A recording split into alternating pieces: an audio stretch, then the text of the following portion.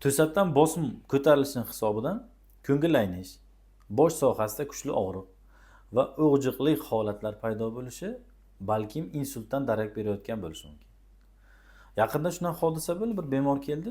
3 kun oldin 200 dan ortiq bosim ko'tarilgan, yordam ko'rsatilgan, bosim tushgan. Natijada o'sha kundan beri ko'ngil aynishi, qayt qilish holatlari, boshda kuchli og'riq va ko'zlarda tiqilishlar paydo bo'lganligini aytib kelyapti. Lechina olgan foyda qilmagan.